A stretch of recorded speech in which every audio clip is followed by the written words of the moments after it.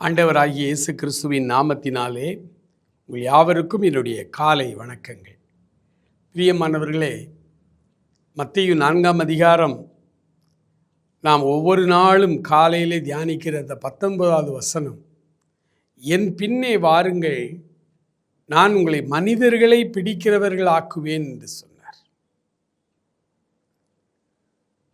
அப்புறம் நம்ம ஆண்டவருக்கு பின்னால் கடந்து வரும் பொழுது ஆண்டவர் நம்மை அநேகருக்கு ஆசீர்வாதமாய் வைக்க விரும்புகிறார். ஆண்டவருடைய விருப்பமே அதுதான். கிறிஸ்தவ வாழ்வு என்பதும் அதுதான். கிறிஸ்தவ வாழ்வு என்பதே நாம் நமக்காய் வாழாமல் பிறருக்காக வாழ்கிறோம். சில காரியங்கள் இது பண்ணினா இதில் தவறு இல்லைன்னு நமக்கு தெரியும். இதில் ஒன்றும் பெரிய பிரச்சனை இல்லை, இது இப்படி பண்ணுறது ஒன்றும் பெரிய பாவம் இல்லை அப்படின்னு நமக்கு தெரியும்.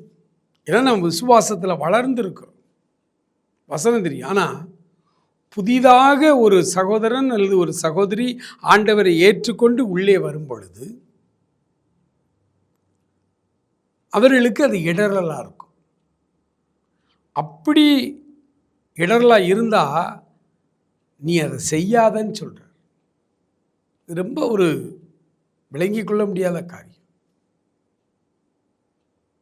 அதற்கு அவர் என்ன உதாரணம் சொல்கிறாருன்னா, விக்கிரகம் அப்படின்னு ஒரு பொருள் கிடையாது.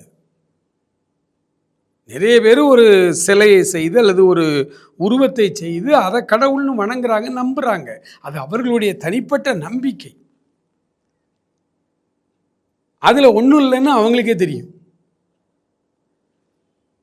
அப்படின்னா அந்த விக்கிரக கோயிலில் ஒரு பந்தி இருக்குது, அந்த பந்தியில் உட்காந்து சாப்பிடலாமான்னு கேட்டால் தாராளமாக சாப்பிடலாம். இப்படி நான் சொல்கிறதே நிறைய பேருக்கு இடரெல்லாம் வந்துடக்கூடாது. என்ன பிரதர்,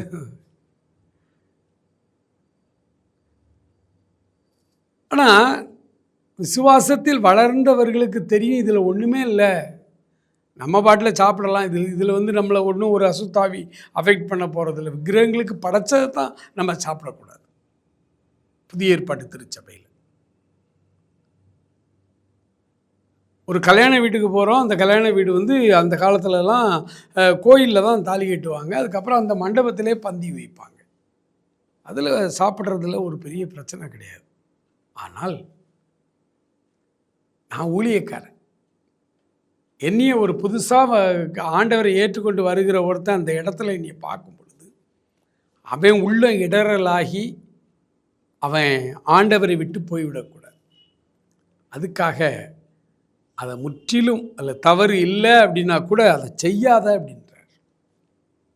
இன்னொன்று, வட இந்தியாவில் மாம்சம் சாப்பிட்றவங்கள ரொம்ப லோ கிளாஸ் பீப்புளாக அங்கே அவங்க, ஏன்னா உயர் ஜாதி மக்கள் அல்லது மேல் அடுக்கில் இருக்கிற மக்கள் எல்லாருமே வெஜ்ஜாக தான் இருப்பாங்க வட இந்தியாவில். அப்போ அங்கே போகும் பொழுது நம்ம அவங்களுக்கு சுவிசேஷம் அறிவிக்க போகும்பொழுது நாமும் வெஜ்ஜாக மாதிரி போதிக்கிறதுல ஒன்றும் தவறு இல்லை.